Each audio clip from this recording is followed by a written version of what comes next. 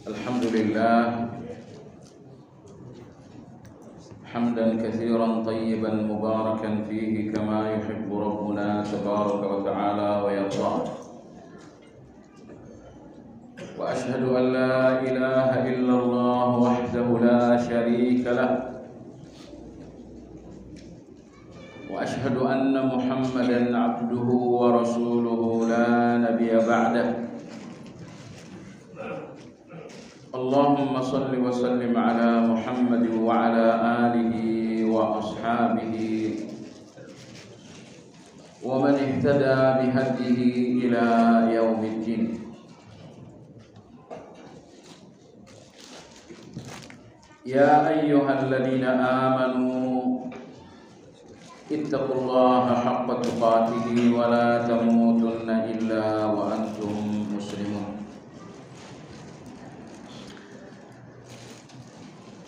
Kaum muslimin wal muslimat rahimakumullah. Insyaallah melanjutkan kembali pembahasan kitab Madarijus Salikin, masih dalam judul sifat-sifat orang munafik. Mudah-mudahan sebelum lebaran haji ini sudah selesai.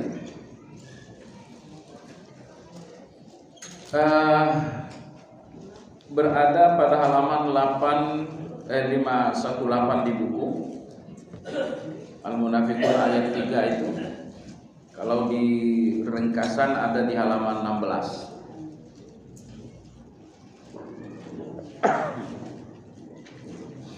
Allah Subhanahu wa ta'ala berfirman, "Dzalika bi annahum amanu tsumma kafaru fatubi'a ala qulubihim fahum la yafqahun." Yang demikian itu karena sesungguhnya mereka telah beriman kemudian menjadi kafir, maka hati mereka terkunci dalam kekufuran itu sehingga mereka tidak mengerti. Dalam ayat ini Allah menyebutkan bahwa orang-orang munafik itu adalah orang-orang yang pernah beriman, lalu kemudian mereka menjadi kafir, dan Allah pada akhirnya mengunci hati mereka dalam kekafiran itu. Karena hati telah terkunci di dalam kekufuran, fahum la yafqahun, maka mereka menjadi tidak mengerti kebenaran. Nah, jemaah sekalian yang saya hormati, mereka pernah beriman lalu menjadi kafir. Ada beberapa penjelasan ulama kita tentang hal ini.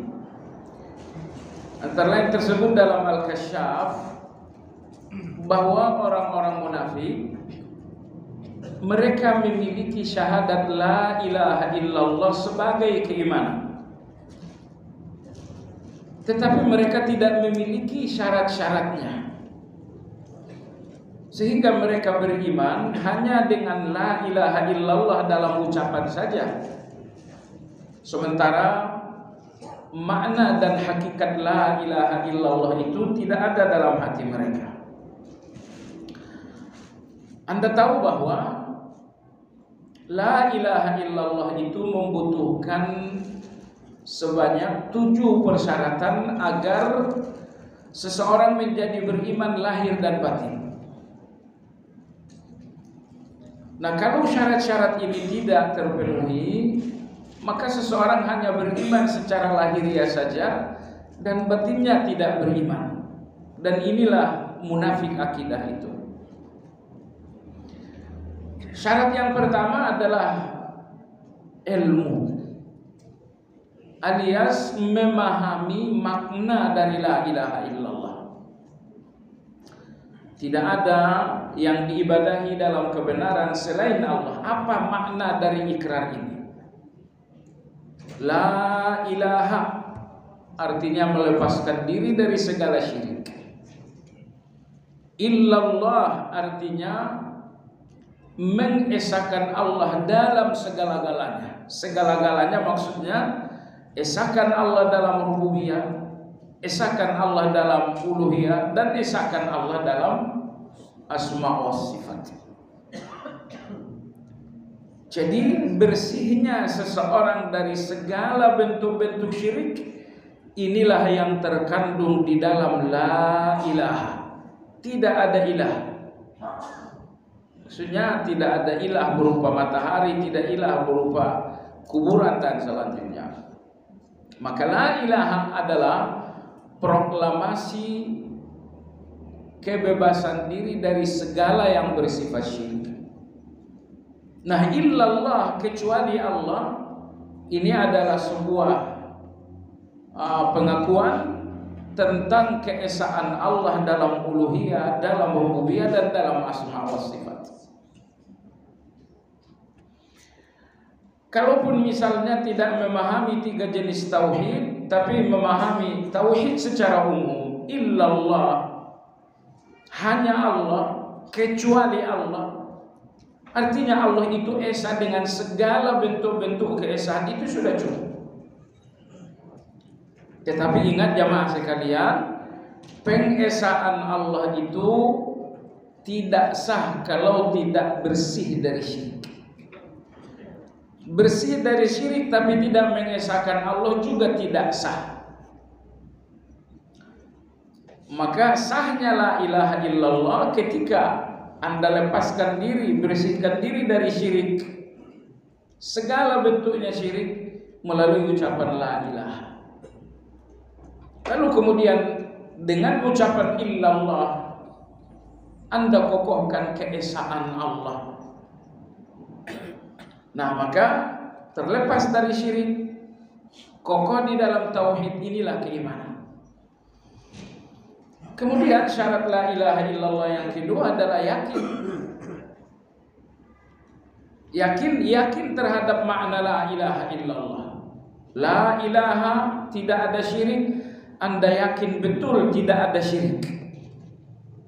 Illallah, Allah satu-satunya yang esa. Anda yakin betul bahwa hanya Allah satu-satunya. Syarat yang ketiga adalah ikhlas. Bahwa Anda ucapkan la ilaha illallah itu semata-mata untuk Allah dan karena Allah. Nah, pada syarat yang ketiga ini umumnya munafik di zaman Nabi kita gugur seperti Abdullah bin Ubay. Mereka mengucapkan la ilaha illallah untuk status sosial dan untuk keamanan. Mereka sadar kalau mereka bertahan dalam kekufuran, mereka akan diusir dari Madinah. Karena Madinah adalah tanah haram. Nah, untuk mempertahankan keamanan, nyawa, darah, harta, dan agar mereka secara sosial diakui oleh umat Islam, mereka ucapkan la ilaha illallah. Artinya mereka tidak mengucapkan itu karena Allah, tetapi untuk keamanan diri. Sehingga la ilaha illallah mereka tidak sah dan mereka pun menjadi orang munafik. Kemudian syarat yang keempat adalah as-siddiq. As-siddiq itu artinya jujur. Tidak ada dusta dalam la ilaha illallah itu. Di sini pun gugurlah orang-orang munafik di zaman Nabi kita. Karena dusta terbesar mereka bukan dusta kepada manusia, tapi dusta terbesar mereka adalah dusta terhadap ucapan mereka la ilaha illallah. Mereka tidak mengucapkannya dengan kejujuran, tapi mengucapkannya dengan penuh dusta dan kebohongan. Lalu syarat la ilaha illallah yang kelima adalah mahabbah, artinya cinta. Tidak sah la ilaha illallah seseorang apabila ia tidak mencintai makna dari la ilaha illallah.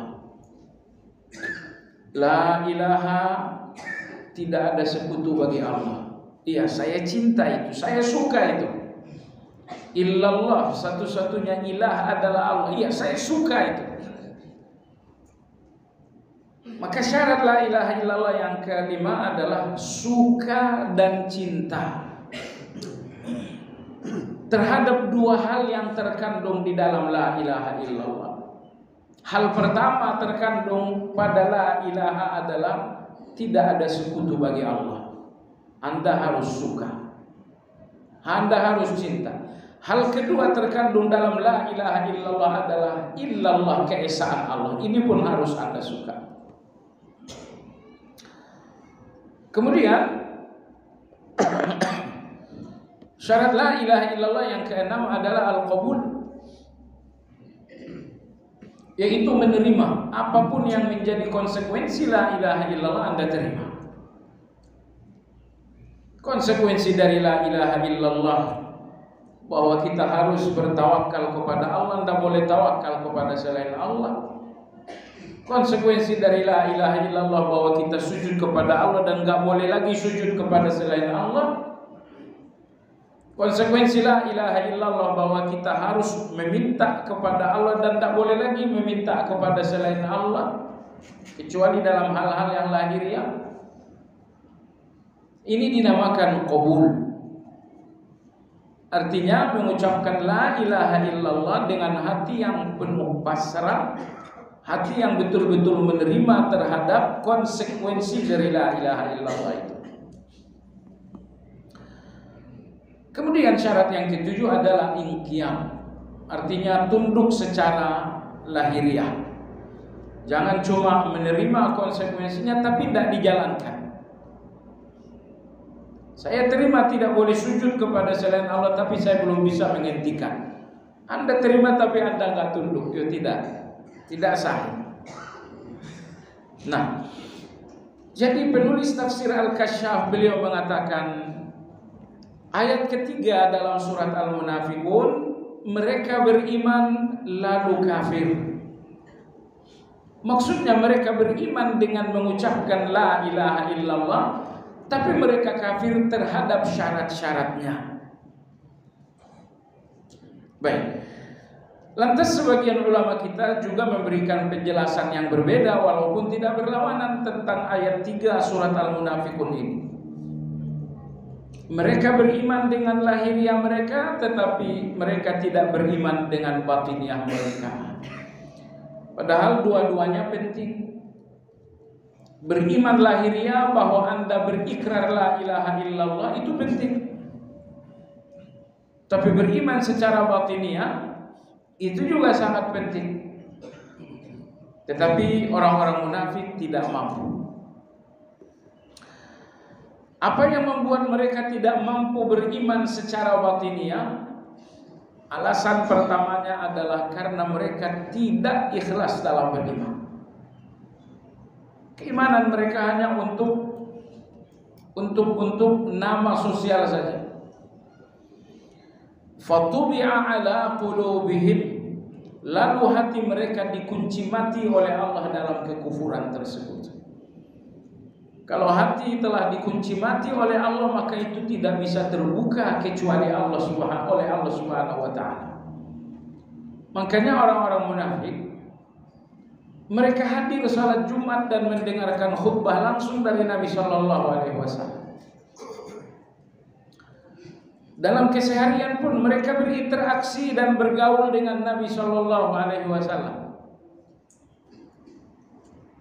Setiap saat mereka mendengarkan sabda-sabda dari Nabi sallallahu alaihi wasallam. Mungkin mereka juga berulang kali melihat mukjizat itu. Tapi perhatikanlah, karena hati telah dikunci Allah dalam kekufuran, sejelas-jelasnya kebenaran itu tidak membuat mereka mengaku dan menerima.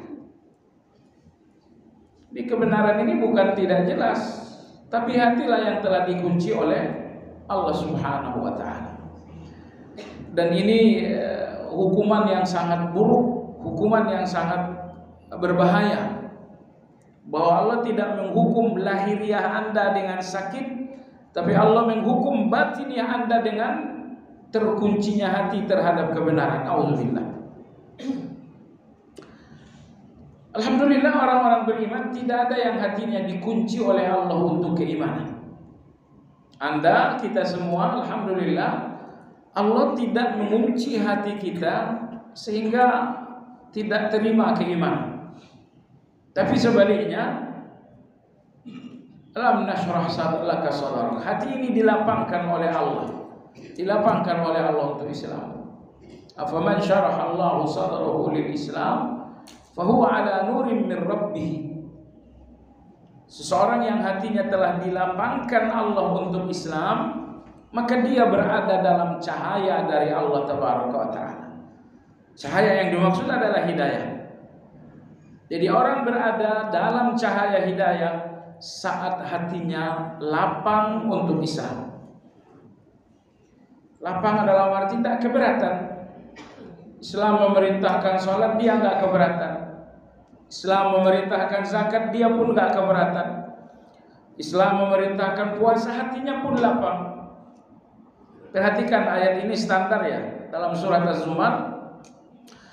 Apabila hati Anda terima dan lapang untuk semua syariat Islam, ini menunjukkan Anda betul-betul telah sampai pada hidayah. Bagi yang perempuan misalnya, Allah atur harus berhijab, hatinya lapang dan menerima. Allah atur bagian waris perempuan lebih sedikit, hatinya lapang dan menerima. Jadi kalau Anda menemukan hati Anda lapang dan menerima semua Islam, semua ajaran Islam, berarti Anda telah sampai kepada cahaya hidayah tersebut. Bagian akhir ayat 3 ini sangat berbahaya. Fahum la yafqahun, maka orang-orang munafik itu tidak mengerti kebenaran. Tidak mengerti kebenaran. Salah satu sebab manusia jadi munafik karena nggak ngerti kebenaran. Kalau dilakukanlah sensus munafik, pasti 90% munafik itu, mungkin angkanya maksud saya adalah mayoritas munafik itu adalah orang-orang yang nggak ngerti Islam. Nah, makanya kalau Anda ingin melepaskan kemunafikan, syarat mutlak yang harus Anda penuhi bahwa Anda harus sungguh-sungguh mempelajari Islam. Anda harus berjuang menghadiri kajian-kajian Islam di sini dan dimanapun. Karena saya ulangi, yang menyuburkan kemunafikan dalam diri seseorang bahwa dia nggak paham Islam. Kan dalam ayat ini Anda lihat fahum la yafqahun, mereka nggak mengerti. Dalam ayat lain misalnya fahum la ya'lamun, mereka nggak mengetahui. Jadi penyebab orang munafik menjadi munafik karena nggak paham Islam. Hanya saja dalam ayat ini ada komentar bagus dari Imam Ar-Razi yang membuat mereka tidak paham kebenaran bukan karena kebenaran itu sulit untuk dimengerti, tapi karena hati yang telah dikunci oleh Allah dengan kekufuran. Ini artinya bahwa pengertian kita dan pemahaman kita terhadap Islam adalah hidayah dari Allah Azza wa Jalla, sehingga apabila hati telah dikunci oleh Allah, apalagi dikuncinya dengan kekufuran, maka sejelas-jelasnya kebenaran tetap saja kita nggak mengerti. Tidak selamanya orang nggak ngerti karena bodoh secara logika. Tetapi pengertian yang dibutuhkan dalam Islam adalah bahwa Anda mengerti tanpa hawa nafsu. Apa artinya Anda mengerti secara pikiran, tapi dalam perilaku Anda nggak ngerti? Perhatikan dalam Al-Quran, bodoh dalam Al-Quran lebih bersifat praktik daripada teori, lebih bersifat amal daripada sekedar ilmu. Orang-orang yang berdosa dalam bahasa Al-Quran dinamakan orang bodoh, bukan karena secara teori mereka nggak paham kebenaran, tapi karena secara praktik mereka membelakangi kebenaran. Kita nih tahu, secara teori kita tahu bahwa dusta itu haram. Teorinya kita tahu, tapi prakteknya kita langgar juga. Maka agama lebih sering menyebutkan jahil dalam pengertian amal daripada jahil dalam pengertian ilmu. Nah, jadi boleh saja gelar akademisnya misalnya berjejer profesor, doktor, paham sekali tentang Islam. Tapi kalau Islam itu tidak ada dalam praktek hidup, Islam itu nggak ada dalam perilaku sehari-hari, ini adalah orang bodoh. Walaupun secara teori dia sangat menguasai. Baik, kita lanjutkan. Kata Imam Ibnu Qayyim, indah berpenampilan, manis dalam berbicara, lembut dalam bertutur, tetapi berhati busuk dan lemah. Siapa yang dimaksudkan dalam ayat ini? Siapa yang dimaksudkan Ibnu Qayyim? Beliau adalah Abdullah bin Ubay bin Salul. Karena Abdullah bin Ubay ini seorang yang bertubuh tinggi besar. Sudah bertubuh tinggi besar, Abdullah bin Ubay ini juga suka berpenampilan menarik. Jarang-jarang atau mungkin beliau tidak punya baju murahan seperti baju kita. Baju yang digunakan selalu baju yang sangat menarik. Ini nomor 2. Nomor 3, Abdullah bin Ubay ini orang yang sangat jago berbicara, seorang orator. Ini 3 sifat beliau. Secara fisik tinggi besar, sempurna sekali fisik. Penampilannya pun luar biasa, bajunya selalu baju-baju mewah. Dan yang terakhir, beliau pun seorang orator, pintar berbicara, pintar meyakinkan orang. Maka Allah Subhanahu wa taala membongkar hal ini agar karena kadang-kadang gini jamaah sekalian, yang membuat kita tertipu dengan seseorang adalah kata-katanya. Atau bahkan yang membuat kita tertipu tentang seseorang adalah penampilannya. Ada orang sesungguhnya bukan ustaz, tak pernah belajar ilmu, tapi karena penampilannya melebihi penampilan ustaz, kita pun yakin penampilan ustaz begini, ternyata dia masih pelas lagi. Bila perlu gamisnya entah 3 lapis atau apa gitu. Jadi maka dengan ucapan yang indah kita gampang tertipu, dengan penampilan pun gampang tertipu, ataupun dengan fisik kita gampang tertipu. Nah, orang-orang munafik sempurna menipu di zaman Nabi. Fisik mereka, penampilan mereka, dan cara bicara mereka semuanya bisa menipu. Akan tetapi di mana penyakit mereka? Kalau secara lahiriah mereka sangat menarik, di mana? Di mana persoalan besar mereka? Jawabannya hati. Di dalam hati mereka ada kebusukan dan lemah. Busuk hati mereka terhadap orang beriman, penuh kebencian, penuh permusuhan, penuh dendam terhadap orang-orang beriman. Nomor 2, hati mereka pun lemah. Hati yang lemah dalam arti hati yang tidak mengandung tekad-tekad kebaikan. Itu dinamakan hati yang lemah. Jadi kalau salah satu doa di pagi hari itu berbunyi, wa'udzu bika minal ajz wal kasal. Aku berlindung kepadamu ya Allah dari lemah. Apa yang dimaksud lemah? Ya, yang dimaksud bukan lemah fisik, tetapi lemah hati. Lantas apa yang dimaksud dengan lemah hati dalam doa itu? Jawabannya, hati yang kosong dari tekad-tekad kebaikan itulah yang dinamakan ajiz. Itu hati yang dinamakan lemah. Hatinya nggak ada tekad nanti malam sholat, hatinya nggak ada tekad besok Kamis Senin puasa, hatinya nggak ada tekad habis subuh zikir. Mereka tidak ada tekad untuk kebaikan-kebaikan. Inilah lemah hati yang dimaksudkan. Kata Nabi SAW, kata Imam Ibnu Qayyim, mereka bagaikan kayu yang disandarkan, tiada akar yang mengokohkan apalagi buah yang bermanfaat. Baik, kita lihat ayat Yang keempat dalam surat Al-Munafiqun. Wa idza ra'aitahum tu'jibuka ajsamuhum. Apabila kamu melihat mereka, melihat dengan pandangan mata kepala saja, makanya pandangan mata kepala ini tidak memberikan Anda hakikat. Pandangan mata kepala ini gampang tertipu. Maka Allah berfirman, apabila engkau melihat dengan mata kepala, tu'jibuka ajsamuhum, kamu akan melihat tubuh-tubuh yang sangat meyakinkan. Posturnya bagus, pakaiannya menarik. Wa iyyaqulu tasma' liqaulihim. Kalau kau pun hanya mengenali mereka dengan pendengaran, ucapan mereka sangat menarik.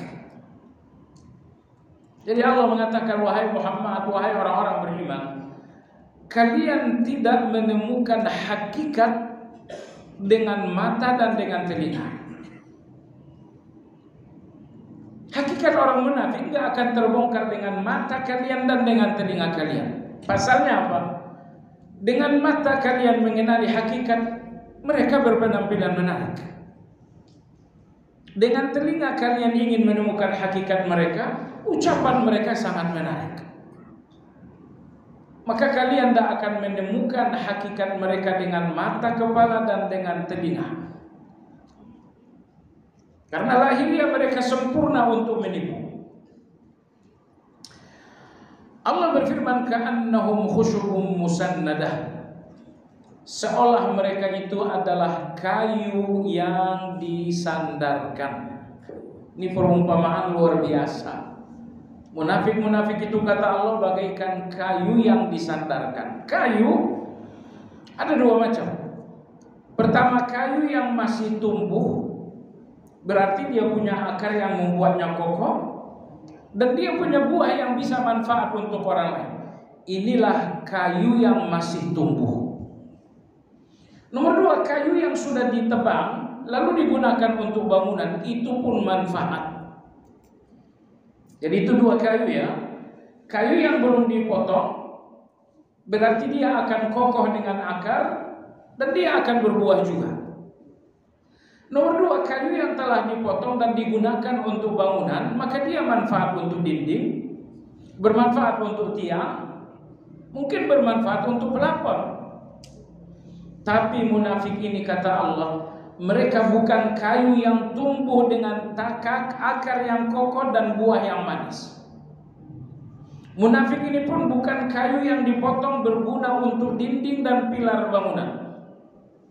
Munafik ini kata Allah khusyubun musannadah, hanya kayu-kayu yang telah dipotong dan hanya disandarkan saja. Disandarkan. Tidak ada akar yang membuat mereka kokoh lalu berbuah manis. Tidak juga diletakkan di bangunan untuk jadi dinding dan pilar-pilar. Mereka adalah kayu yang disandarkan saja. Apa maksud Allah? Maksud Allah betapa munafik ini tidak berguna sama sekali. Hidupnya mereka tidak berguna, matinya mereka pun tidak berguna lagi. Jadi apa manfaat dan guna dari seorang munafik? Tidak ada. Nah, dari sinilah kita harus belajar jamaah sekalian. Kalau ucapan Anda nggak manfaat bagi orang lain, perilaku Anda nggak manfaat bagi orang lain, jabatan Anda nggak manfaat bagi orang lain, harta benda Anda nggak manfaat bagi orang lain, pengalaman pendidikan ilmu Anda nggak manfaat orang lain, saat Anda begitu kering tidak bisa memberi manfaat, ya dikhawatirkan ini kita termasuk kayu yang disandarkan. Karena kayu yang tumbuh punya akar yang kokoh dan punya buah yang manis. Buah yang manis artinya manfaat. Atau kayu yang dipotong lalu dijadikan dinding, itu pun manfaat. Oleh sebab itu dalam hadis Ibnu Umar, selesai salat subuh seperti ini, Nabi kita teka-teki dengan para sahabat. Hadis diriwayatkan oleh Imam Muslim. Kata Nabi SAW, tolong beritahukan saya satu pohon yang sangat mirip dengan kehidupan orang-orang beriman. Satu masjid nggak ada yang jawab. Ibnu Umar sebenarnya tahu jawaban, tapi karena dia anak-anak dan yang hadir para sesepuh dan senior, beliau tidak berani jawab. Karena nggak ada yang menjawab, maka Nabi bersabda, pohon yang paling sempurna menggambarkan kehidupan seorang mukmin adalah korma. Karena semua bagian-bagian dari korma menunjukkan kehidupan seorang mukmin. Pertama, perhatikanlah pohon korma itu. Jadi batangnya itu ngebentuk tekstur seperti tangga. Kalau Anda ke Tanjung Priuk di Komplek Kodamar itu ada Masjid Nurul Bahri. Ini sekelilingnya ada korma mungkin sekitar 30 pohon. Nah, kalau Anda datang di hari Ahad genap 4 dan 2, insya Allah kita ada kajian di sana, kajian duha. Kalau hari ganjil biasanya Ustaz Firanda. Nah, jadi maksud saya, pohon korma batangnya itu ngebentuk seperti tangga-tangga. Sehingga kalau Anda mau ngambil pohon korma, Anda seperti manjat tangga-tangga saja. Itulah orang yang beriman. Orang beriman adalah orang yang mudah untuk mengambil manfaat. Ini pohon korma kan dia ada korma. Susahkah Anda memanjat untuk ngambil korma? Enggak. Perlukah Anda tangga untuk ngambil korma? Tidak. Batangnya sudah terbentuk seperti tangga yang memudahkan Anda untuk ngambil buah. Anda semua orang yang berbuah. Sebagian kita buahnya punya harta. Sebagian orang buahnya pengalaman. Sebagian lagi buahnya adalah ilmu. Sebagian lain buahnya adalah jabatan. Sayangnya pohon kita ini tidak jadi tangga, sehingga orang yang ingin ngambil kebaikan kita mereka kesulitan. Orang-orang yang ingin mengambil manfaat dari apa yang kita miliki mereka kesulitan. Maka ini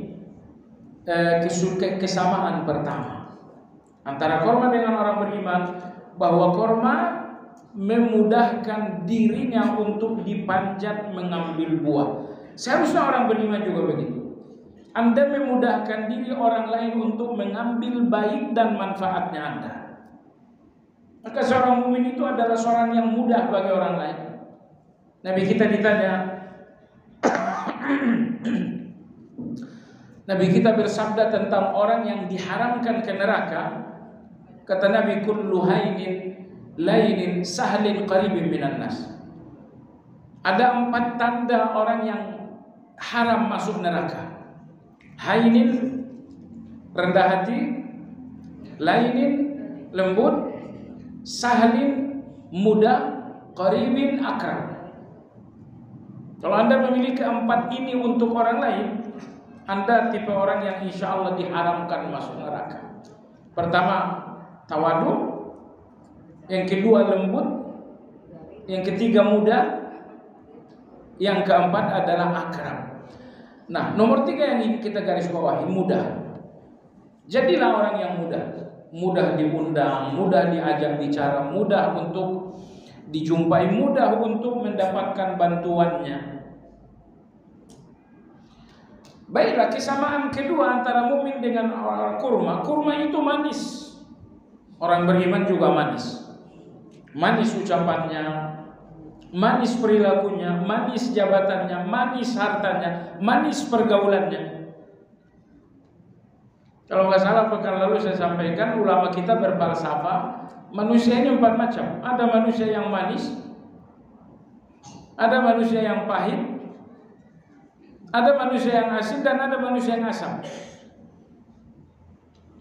Manusia yang manis, ucapannya manis, perilakunya manis, pergaulannya manis, akhlaknya manis, hartanya manis, jabatannya manis. Nah, manusia manis ini hanya itu yang boleh teman Anda bergaul. Manusia kedua, manusia yang pahit, ucapannya pahit, pergaulannya pahit, akhlaknya pahit. Manusia pahit ini tidak boleh ada dalam pergaulan. Nomor 3 adalah manusia garam. Manusia garam itu asin. Butuhkah kita garam? Butuh, tapi pas masak aja. Kalau tidak masak nggak perlu ada garam. Nah, jadi ada manusia garam. Anda butuh dokter, dia manusia garam, dibutuhkan ketika Anda sedang sakit. Kalau tidak sakit, Anda tak butuh dia.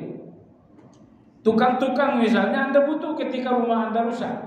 Selebihnya Anda ada butuh kepada mereka. Yang terakhir manusia asam. Cicipi sedikit kalau kebanyakan sakit perut. Siapa manusia asam? Manusia secara umum yang kita jumpai di jalan raya, ketemu di mall, ketemu di manusia secara umum adalah asam. Cicipi sedikit saja, nanti kalau berlebihan itu akan jadi bahaya. Baik, jadi orang beriman itu kata Nabi bagaikan korma. Kesamaan yang kedua apa? Manis. Kesamaan yang ketiga jemaah sekalian,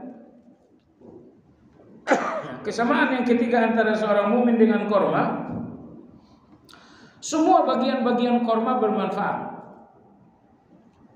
Batangnya bermanfaat, pelepahnya bermanfaat, daunnya bermanfaat, apalagi buahnya. Itulah orang beriman. Segala-galanya orang beriman bermanfaat. Lisannya manfaat, perilakunya bermanfaat, hartanya manfaat, jabatannya juga manfaat. Kemudian kesamaan berikutnya orang beriman dengan korma.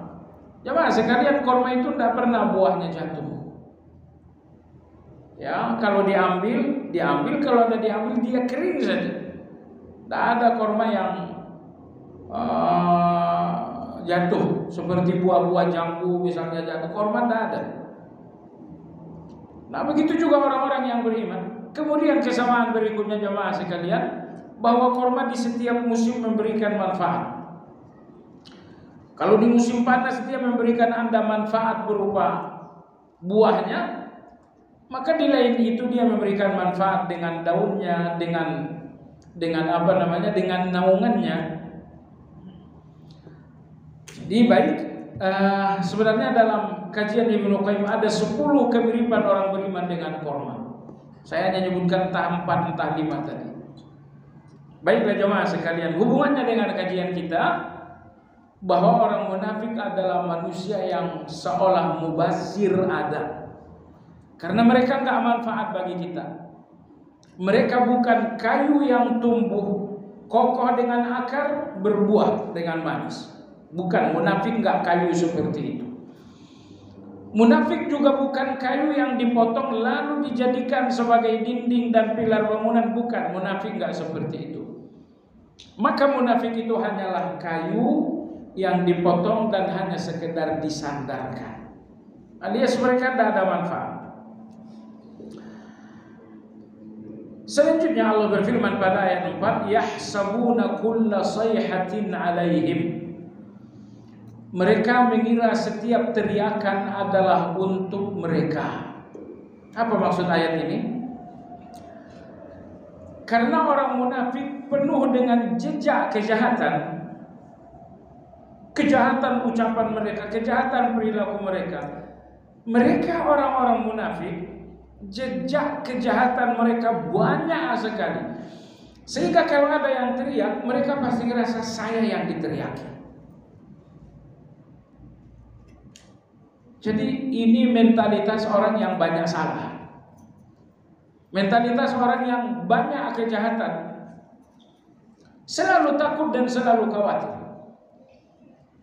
Tapi bayangkan jemaah, contoh saja misalnya, kalau di tengah kita ada orang yang melakukan pencurian, semalam misalnya dia mencuri, tiba-tiba hadir di sini duduk bersama kita, tiba-tiba ada yang teriak, baik, padahal tidak menurut, wah gitu aja, ini si pencuri pasti hatinya copot, jantungnya copot. Padahal yang diteriakin seorang anak yang bercanda misalnya, tapi dia ngerasa dia yang diteriakin. Itulah mentalnya orang munafik, penuh dengan ketakutan, penuh dengan kekhawatiran. Sekiranya ada teriakan, mereka merasa diteriakin padahal bukan mereka. Kenapa? Karena jejak kejahatan yang sangat Tidak, kejahatan yang sangat banyak. Nah, jadi adapun orang-orang beriman adalah orang-orang yang tenang. Anda mau berteriak 100 kali pun orang beriman ini nggak merasa diteriakin. Mereka tetap tenang dengan teriakan-teriakan itu. Sementara orang munafik, teriakan sekecil apapun merasa kita yang diteriakin. Kenapa ngerasa? Ngerasa karena jejak kejahatan yang sangat panjang dan banyak sekali. Allah berfirman, humul aduwwu fahdharhum. Mereka adalah musuh maka jauhi mereka, hindari mereka. Ayat ini membimbing orang-orang yang beriman agar tidak bergaul dengan munafik. Tujuan kita bergaul adalah untuk ambil manfaat. Sementara munafik ini adalah kayu yang disandarkan, gak akan ada manfaatnya buat Anda. Tujuan kita bergaul adalah untuk memberi manfaat. Sementara orang-orang munafik ini hatinya telah dikunci oleh Allah, gak bisa ngambil manfaat apa-apa. Jadi padahal nasihat ulama kita, bergaullah untuk memberi manfaat atau untuk mengambil manfaat. Orang munafik bukan tipe orang yang bisa memberi manfaat. Mereka tidak bisa memberi dan mereka juga nggak bisa menerima. Maka bergaul dengan mereka akan meracuni tubuh, akan meracuni hati maksud saya. Jadi ini diantara adab belajar, adab bergaul. Jangan berikan pergaulan Anda kepada orang munafik.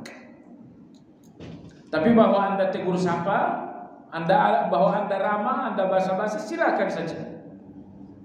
Tapi untuk memberikan keakraban, untuk memberikan pergaulan, sama sekali jangan berikan kepada orang munafik. Ini bukan karena kita eksklusif, tapi karena kita semua adalah orang-orang yang lemah.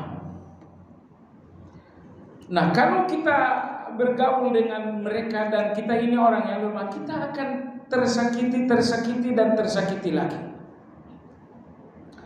Pertama kali tersakiti Anda bisa memaafkan, tapi disakiti yang kedua, 3, 4, akhirnya Anda mulai benci, Anda mulai dendam, dan di situ Anda mulai tertular. Harusnya orang beriman tuh hatinya tidak ada benci. Kenapa? Karena dalam hati orang yang beriman, maaf itu sangat besar, sehingga di dalamnya tidak ada benci. Orang-orang yang dalam hatinya ada benci apalagi dendam, karena di dalam tidak ada maaf yang besar, atau tidak ada maaf sama sekali. Tapi percayalah, kalau Anda disakiti sekali, 2 kali, 3 kali, Anda bisa maafin 3 kali. Kalau 30 kali disakiti, Anda bisa maafin kan? Anda pasti mulai benci, Anda mulai memusuh.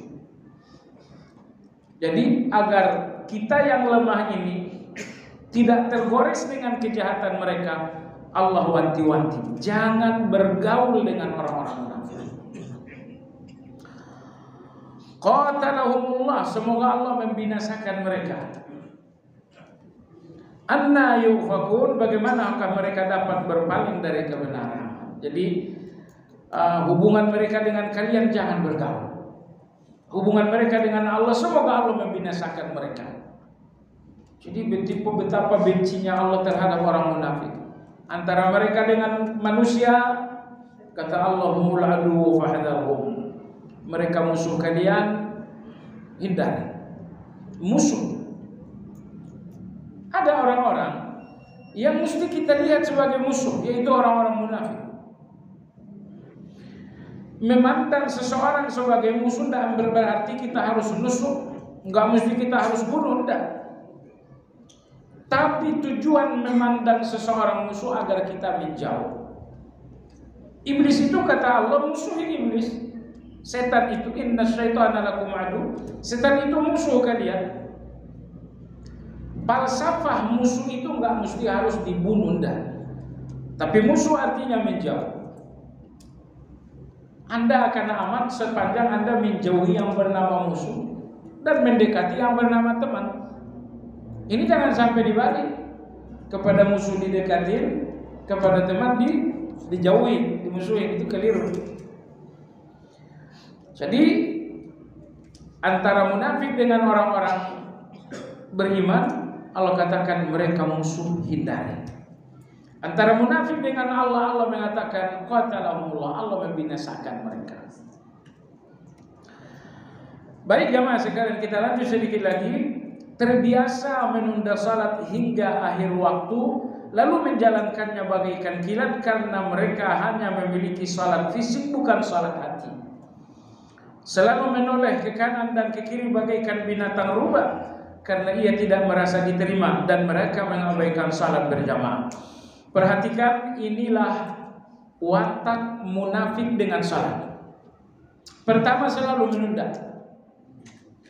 Ini watak pertama, selalu menunda.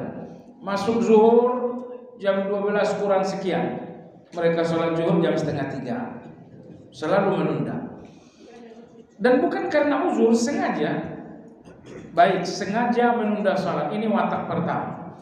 Watak mereka yang kedua, menjalankannya bagaikan kilat. Cepat sekali kalau sholat. Cepat sekali. Dan ini tidak ada pengecualian ya, sholat tarawih dan non tarawih. Kan sebagian kawan-kawan kita dan sholat tarawih 7 menit 20 rakaat. Itu pasti jamaahnya nggak ada yang rematik itu, nggak ada yang asam urat. Nah, kalau ada rematik asam urat nggak bakal bisa. Jadi watak kedua orang munafik dalam sholat adalah cepat, terburu-buru, tidak menikmati sama sekali. Ada satu nasihat bagus dari ulama kita jemaah sekalian. Kata ulama kita tersebut, di antara tanda-tanda bangkrutnya seseorang tidak akrab dengan Allah. Itu tanda-tanda bangkrut itu. Dia hadir dalam sholat, memanggil Allah dalam sholat, tapi tidak ada rasa akrab. Baik, sebelum Anda memahami ini, cobalah dalam kehidupan sehari-hari. Anda dengan saya duduk bersamaan, kita ngobrol, tapi nggak ada akrab sama sekali. Betahkah Anda ngobrol dengan saya? Anda nggak betah ngobrol dengan saya. Penjahat itu oleh Pak Polisi diajak ke kafe misalnya, kita ngobrol di kafe. Nyambung nggak itu? Padahal yang bayarin kopinya Pak Polisi, yang bayarin kuenya Pak Polisi, dan Pak Polisi tidak sedang ingin menginterogasi, emang murni ngajak kopi. Tapi si penjahat ini, apakah dia bisa akrab dengan Pak Polisi padahal polisi akrab dengan dia? Tidak. Maka ini tolong Anda pahami baik-baik. Anda hadir di depan Allah dalam salat, Anda hadir di depan Allah dalam doa, Anda hadir di depan Allah dalam zikir. Masalahnya kita hadir tapi tidak merasa akrab dengan Allah. Tidak terasa keakraban itu dengan Allah. Misalnya ada duduk antara dua sujud Rabbi, itu kan itu panggilan lembut sekali. Itu panggilan akrab sekali, Rabbi, wahai Tuhanku. Itu lembut sekali loh. Itu akrab sekali. Tapi seakrab-akrabnya panggilan ini, hati ini tidak merasa akrab. Rabbi, ighfirli, warhamni. Itu semuanya bahasa-bahasa lembut kita kepada Allah Azza wa Jalla. Tapi Masya Allah jamaah sekalian, sebagian orang yang akan bangkrut tadi, walau mereka berulang kali hadir di depan Allah, mereka enggak merasakan keakraban. Tapi kalau bersama dengan manusia akrab sekali. Ketemu dengan kawan akrab, ayo ngobrol sampai zuhur. Selesai zuhur ngobrol lagi sampai asar. Sampai asar ngobrol sampai maghrib.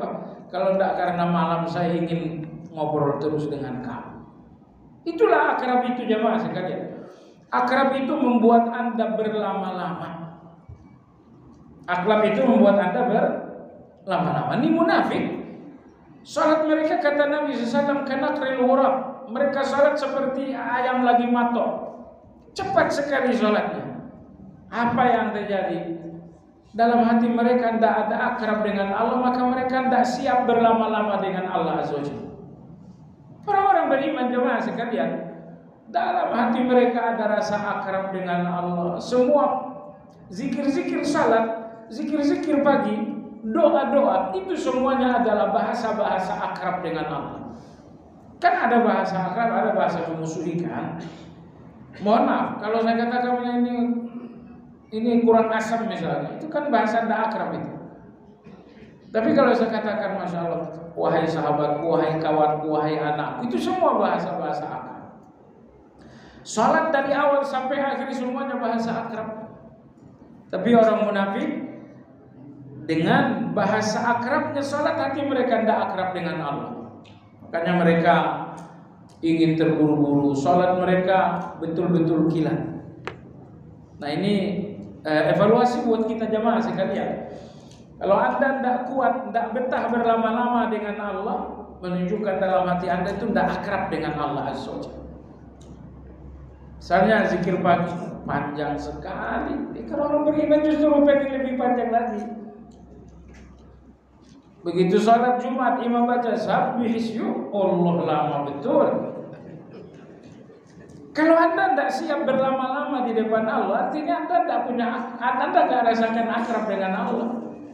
Dan ingat, nggak mungkin hati anda tidak akrab dengan Allah kecuali karena hati ini rusak. Penjahat ini nggak akrab dengan Pak Polisi karena memang dia penjahat. Apa karena kita penjahat juga di mata Allah sehingga kita nggak bisa akrab? Baik. Kemudian watak munafik yang ketiga dalam salat, hanya memiliki salat fisik bukan salat hati. Orang munafik tidak salat dengan hati mereka. Maksudnya apa? Pertama, mereka tidak salat dengan keikhlasan. Mereka salat untuk riya, untuk ujub, untuk sum'ah. Nomor dua, mereka tidak salat dengan hati, maksudnya mereka tidak salat dengan khusyuk. Mereka tidak salat dengan khusyuk. Nomor tiga, mereka tidak salat dengan faham. Dari Allahu Akbar sampai Assalamualaikum tidak ada yang dipahami. Persis seperti orang yang sedang mimpi dalam tidur. Ngomong ke sana kemari, bicara dalam tidur tapi nggak ngerti. Itulah orang munafik dalam salat. Baik, nggak paham, nggak khusyuk, nggak ikhlas. Kemudian munafik dalam salat selalu menoleh ke kanan dan ke kiri bagaikan binatang rubah. Orang munafik salat ini lirik kanan, lirik kiri, lirik kanan. Ini kawan punya handphone cakap betul. Ini model terbaru, saya harus berusaha nahu. Lagi sholat sempat-sempatnya lirik kanan, lirik kiri. Nabi kita ditanya tentang al-iltifat, melirik dalam sholat. Kata Nabi, ikhtilas yakhtalisuhu syaitan min sholatil abd. Melirik kanan kiri menunjukkan sholat hamba sedang dicuri oleh Allah. Jadi kalau anda melirik 10 kali setan mencuri sholat anda ini. Baik. Karena ia tidak merasa diterima dan mereka mengabaikan salat jamaah. Watak munafik berikutnya dalam salat, tidak ada salat jamaahnya sama sekali. Ini 5. Kalau 5 sifat munafik dalam salat tidak ada dalam diri anda orang beriman. Tapi kalau 5 watak munafik ini dalam salat ada dalam diri anda, berarti positif juga termasuk munafik. Kalau ada 2, 3 lagi tidak ada, berarti ada 2 cabang kemunafikan dalam diri anda. Jadi inilah 5 tabiat dan watak orang munafik dalam salat. Mereka berlebihan dalam bermusuhan, ini kita udah berlalu. Khianat dalam tanggung jawab, dusta dalam bicara, menyalahi dalam janji-janji, curang dalam amanah. Wah, itu semuanya mereka itu bermusuhan berlebihan. Berlebihan itu udah berlalu kita bahas sampai mencari alasan untuk mengambil hak. Aladul khisam istilahnya. Kemudian khianat dalam tanggung jawab. Tanggung jawab apapun selalu khianat. Dusta dalam bicara. Kemudian menyalahi dalam janji dan curang dalam amanah. Ini semuanya orang-orang munafik. Begitulah perilaku mereka kepada Allah dan kepada manusia. Ya, sampai di sini yang akan datang insyaallah. Fahamilah sifat mereka di awal al-mutaffifin dan di akhir surat At-Tariq. Baik, sampai di sini mudah-mudahan bermanfaat.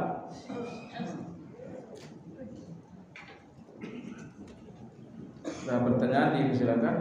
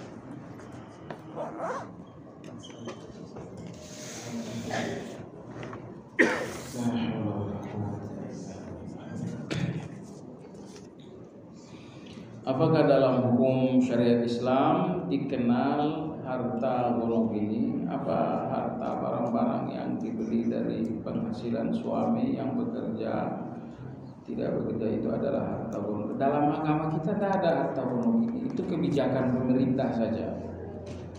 Bukan kebijakan baru, kebijakan lama. Konon istilah gonog ini dari zaman kesultanan dulu sudah ada. Ya, jadi kalau dalam Islam sendiri tidak ada harta gonog ini. Yang dimaksud dengan harta gonog ini adalah harta penghasilan selama dalam pernikahan. Misalnya pernikahan 5 tahun, selama 5 tahun apa tambahan harta itu semuanya gonog ini. Harus dibagi 2. Oh, tidak ada. Dalam Islam tidak ada gonog ini. Kalau terjadi perceraian dalam Islam, suami harus memberikan biaya mut'ah. Bukan mut'ah nikah ya, biaya mut'ah. Artinya apa? Biaya perceraian. Berapa besarnya? Sesuai kesepakatan. Kita bercerai, ya biaya perceraian berapa? Oh, saya minta 1 miliar, kasih.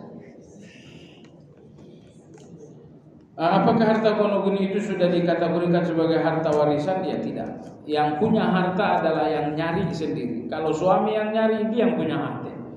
Kalau istri yang nyari, dia yang punya harta. Tidak menjadi harta bersama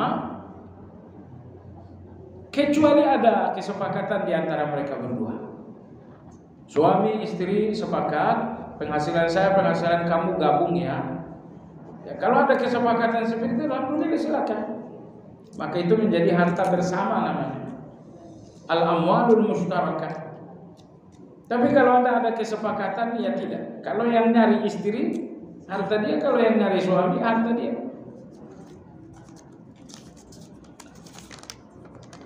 Sepasang suami istri menikah dengan perbedaan agama Islam dan Kristen, apa yang akan terjadi? Apakah anaknya menjadi anak haram? Kemudian hari anaknya memeluk agama Islam, apakah dia bisa mendoakan untuk orang tuanya? Kalau bapaknya Islam, ibunya Kristen, pernikahan itu sah, walaupun kurang bagus.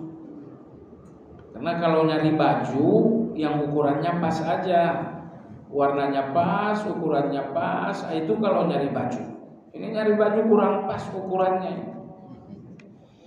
Apakah anaknya? Jadi kalau suaminya Muslim, istrinya Kristen, pernikahannya sah. Tapi kalau dibalik pernikahannya tidak, pernikahannya nggak sah. Apakah anaknya menjadikan anak haram? Ya, kalau pernikahannya haram, anaknya tentu anak haram.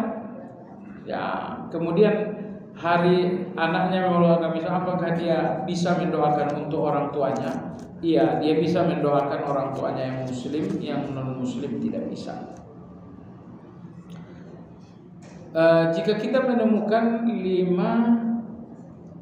kali sifat munafik pada seorang, apakah boleh kita menetapkan dia sebagai munafik yang harus dihindari dan memperingatkan orang lain dari keburukannya? Kalau misalnya ada 5 ciri orang munafik dalam diri seorang. Bolehkah saya katakan dia adalah orang munafik? Si Fulan sampai nyebut nama misalnya, Fulan yang bernama Fulan adalah munafik positif dengan alasan sifat 1, sifat 2, sifat 3. Oh tidak, Anda jangan positifkan itu. Tapi bahwa Anda menghindar harus, bahwa menuduh dia munafik kok jangan. Nah, itu berat. Tapi menghindarinya harus. Bila memiliki, maka di zaman Nabi para sahabat tuh tahu munafik-munafik ini. Mereka menghindari saja dan gak ada yang mengatakan ini munafik. Kenapa tidak boleh? Kalau Anda terus terang mengatakan Fulan ini munafik, sebenarnya Anda bukan menyakiti si munafik ini, Anda menyakiti keluarganya juga, menyakiti istrinya, menyakiti anak-anaknya. Nah, jadi lebih banyak yang tersakiti nanti kalau Anda langsung mengatakan yang bernama Fulan adalah munafik kelas kakap misalnya, munafik besar. Enggak. Jadi sifat-sifat munafik ini untuk mengenali mereka, untuk menjauhi mereka, adapun memvonis namanya dihindari, supaya orang-orang yang berada di sekitarnya, istri, anak-anak, saudara tidak tersakiti dengan vonis. Bila memiliki dana hanya untuk beli 1 kambing, mana yang dahulu lakukan kurban atau akikah? Tentu hukum kurban lebih tinggi daripada akikah. Kenapa? Karena kurban ini sebagian ulama mazhab Abu Hanifah, mereka menghukumkan kurban ini wajib, fardu tidak. Karena dalam mazhab Abu Hanifah antara fardu dengan wajib beda. Mereka mengatakan kurban ini enggak fardu tapi wajib. Tapi ada enggak yang mengatakan akikah itu wajib? Enggak ada. Semua ulama sepakat bahwa akikah adalah sunnah. Adapun kurban, sebagian ulama mengatakannya adalah wajib. Intinya bahwa kurban lebih tinggi daripada akikah. Ya, mudah-mudahan Anda punya dua-duanya. Gimana kalau 1 kambing untuk 2 niat? 1 kambing sembelih korban sekaligus untuk akikah, dibenarkan sebagian ulama. Dibenarkan sebagian ulama, tapi mayoritas ulama melarang karena sifatnya berbeda. Pertama, daging kurban dibagikan daging. Kalau akikah dibagikan masakan. Daging korban boleh dipotong-potong kulit. Kalau akikah tidak dipotong-potong kulit. Tulang maksudnya. Kalau korban tulangnya boleh potong-potong, tapi akikah sebaiknya tidak dipotong. Jadi karena ada perbedaan perlakuan daging korban dan daging akikah, maka menunjukkan dua-duanya tidak bisa disatukan dalam satu. Ya. Perlu menghadirkan ingatan terhadap dosa-dosa yang pernah dilakukan, atau apakah ingatan terhadap dosa dilupakan dan tidak diingat-ingat? Oh ya, perlu diingat-ingat. Itu yang dinamakan dengan muhasabah itu. Agama kita menganjurkan muhasabah, dan di antara bentuk muhasabah adalah mengingat-ingat dosa yang berlalu supaya enggak terulang dan supaya kita terus menyesalinya. Karena kalau dosa masa lalu tidak diingat, kemungkinan Anda akan mengulang. Setidaknya Anda enggak menyesali lagi. Padahal menyesal ini ibadah kalau untuk dosa. Kecuali kalau menyesali yang bukan dosa, yaitu penyakit. Tapi menyesali dosa sendiri adalah satu ibadah. Apabila lebaran jatuh pada hari Jumat, penyembelihan hewan kurban yang afdal dilakukan di hari Jumat apa hari Sabtu? Menghindari hari Jumat waktunya sempit. Ini soal teknis. Semuanya boleh. Hari Jumat boleh, Sabtu boleh, Ahad boleh, Senin boleh. 4 hari. 4 hari waktu menyembelih korban itu. Sebagai panitia kurban, sering kita dapati bahwa sebagian panitia menjual kulit, meski kadang melalui dulu ke pengurus dulu nggak boleh menjual semua bagian-bagian korban, karena yang boleh menjual adalah pemilik, dan korban ini bukan milik siapa-siapa, melainkan miliknya Allah. Begitu Anda beli korban kambing, oh ini untuk korban, begitu Anda niatkan korban dia menjadi milik Allah. Karena milik Allah, nggak ada yang berhak untuk menjual belikan, karena syaratnya jual beli adalah milik. Panitia biasanya juga mendapat bagian daging kurban khusus dari kepanitiaan ini, tidak. Karena kalau panitia mendapatkan daging khusus itu semacam bayaran, semacam upah, semacam jasa. Nah, dan ini hampir sama dengan jual beli. Saya nggak dapat uang dari jual daging, iya, tapi saya dapat daging sebagai bayaran, sama aja, nggak boleh. Jadi terus ya panitia jangan diistimewakan. Samakan dengan kaum muslimin saja. Mereka capek, ya itu kan semuanya sukarela.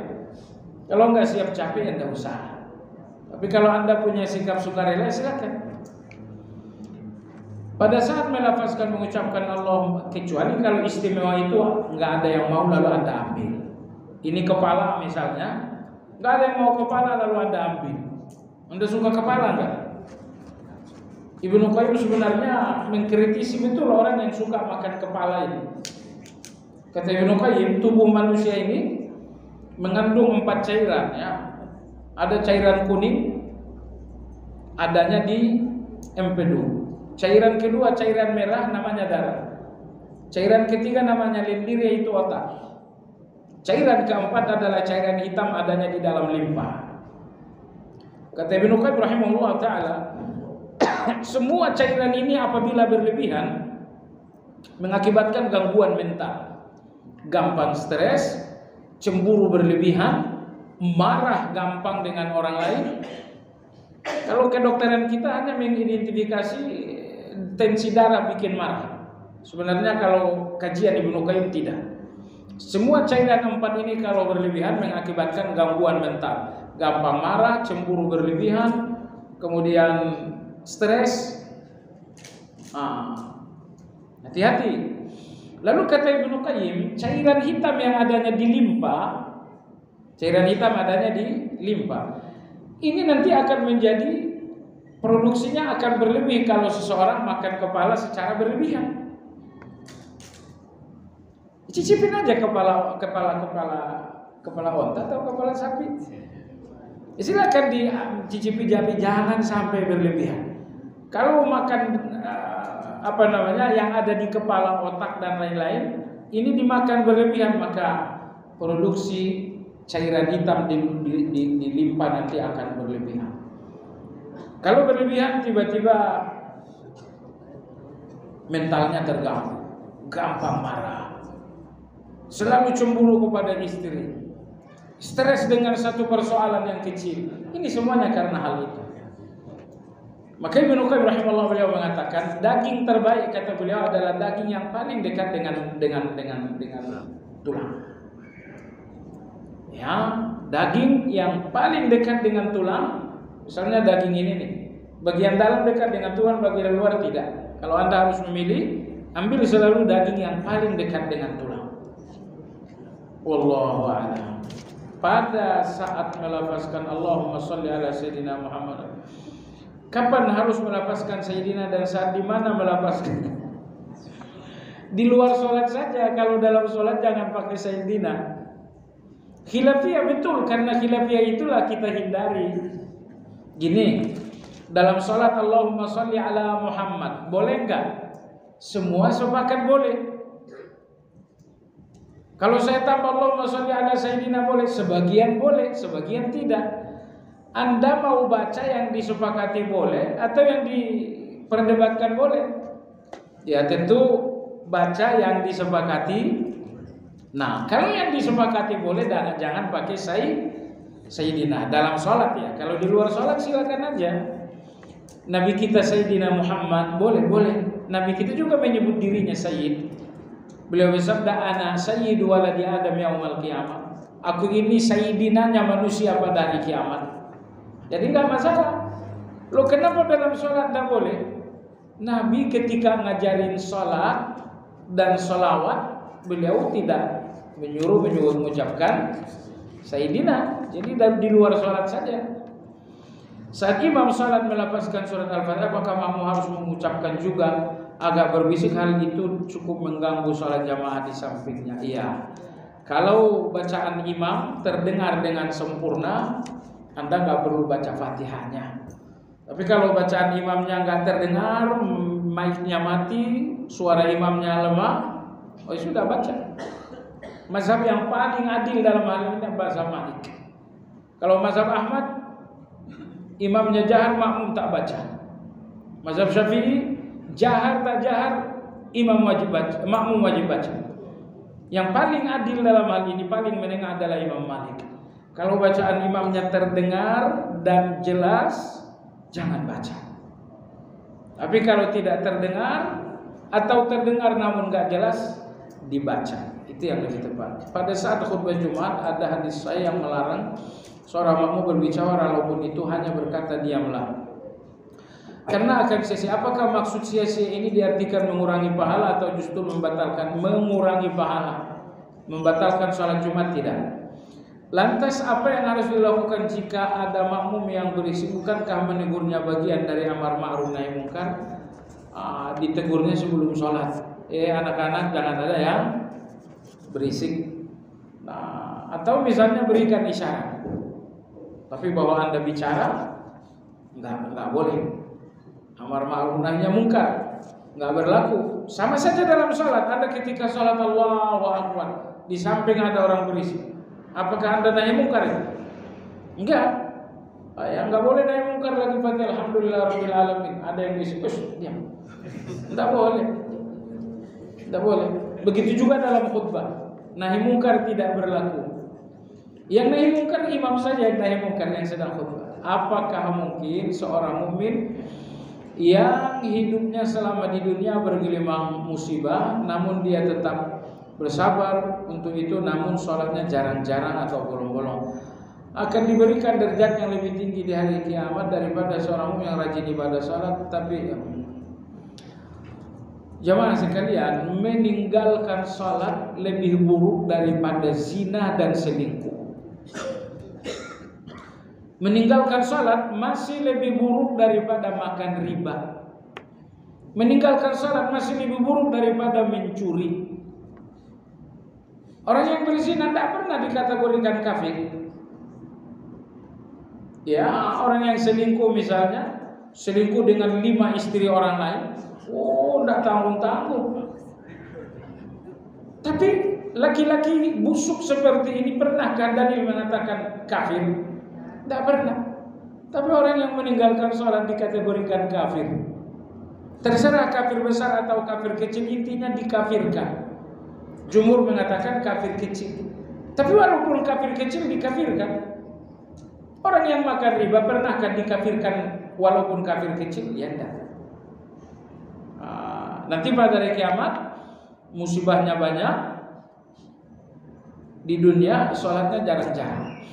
Di akhirat apakah derajatnya lebih tinggi daripada orang yang sholatnya rajin, musibahnya sesekali? Ya tidak. Sholat itu tetap patokan nomor 1. Nabi kita bersabda, awwalu ma yuhasabu bihil abdu yaumal qiyamati shalah. Kebaikan yang pertama kali dicek pada hari kiamat oleh Allah adalah sholat, bukan sabar itu. Apa makna bersama kesulitan ada kemudahan? Padahal sering dijumpai seorang hamba yang kena musibah dan sudah bertahun-tahun berdoa agar diberikan kemudahan, belum juga diberikan kemudahan. Nah, pertanyaannya ayat tadi salah atau tidak? Kan dia mau ngomong begitu. Bersama kemudahan, bersama kesulitan ada kemudahan. Ini kesulitan saya bertahun-tahun, iya, belum ada kemudahan juga. Berarti ayat tadi salah dong. Cuman nggak berani terus terang aja. Nabi Yakub alaihissalam, Nabi Ayub alaihissalam, beliau sakit selama 13 tahun. Ini dikuatkan Ibnu Hajar 13. Ada yang bilang 17, 16.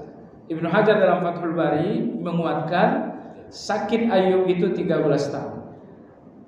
Di mana kemudahan bersama kesulitan? Ketika sakit ini sampai 13 tahun, satu dasawarsa lebih. Jamaah sekalian yang saya hormati, Allah berfirman, inna ma'al usri yusra, inna ma'al usri yusra. Sesungguhnya bersamaan dengan kesulitan ada kemudahan. Bersamaan dengan kesulitan itu ada kemudahan. Cuman kemudahan yang dijanjikan Allah tidak mesti seperti kemudahan yang Anda inginkan. Yang Anda inginkan kesusahan saya uang, kemudahan yang saya inginkan ada yang ngasih uang 5 miliar. Nah itu kemudahan yang Anda inginkan. Dan Allah tidak selalu memberikan kemudahan sesuai dengan tafsir kita. Bahwa Allah berikan Anda sabarnya, itu kemudahan juga. Bahkan Allah berikan sabar dalam kesulitan itu lebih memudahkan daripada Allah berikan uangnya. Nah, baik. Nomor 2 pengertian ayat tersebut bahwa bersamaan dengan kesulitan ada kemudahan bersamaan. Jadi kalau kesulitannya belum selesai berarti kemudahannya memang belum datang. Yang mengakhiri kesulitan itu adalah kemudahan tersebut. Dan itu tidak lama. Janji Allah seperti itu. Dan di antara kekeliruan kita dalam bertuhan, apa itu? Kita terlalu ingin buru-buru ujian selesai. Nah, itu kecerobohan kita dalam bertuhan. Imam Ibnu Hazm beliau berkata, aku heran dengan orang yang ingin ujian segera berlalu. Padahal Allah sedang membersihkan mereka dengan ujian. Kalau mereka bertahan lebih lama dalam ujian, tentu mereka makin bersih. Pasalnya jamaah sekalian ini yang perlu dianalisa, ini yang perlu direnungkan. Kalau ujian belum selesai, berarti penyebab ujian Anda belum ketemu. Penyebab ujian misalnya Anda pernah zalim kepada seseorang. Kenapa ujian saya belum selesai? Karena zalim belum Anda selesaikan. Itu kan? Apa penyebab ujian ini? Penyebab ujian ini saya durhaka kepada orang tua. Ujian saya belum selesai, wajar karena sebabnya belum selesai. Yaitu Anda minta maaf kepada orang tua. Jadi musibah-musibah yang belum selesai biasanya karena apa? Karena sebab musibah itu belum dihilangkan. Wallahu ta'ala alam. Subhanakallahumma wa bihamdika asyhadu an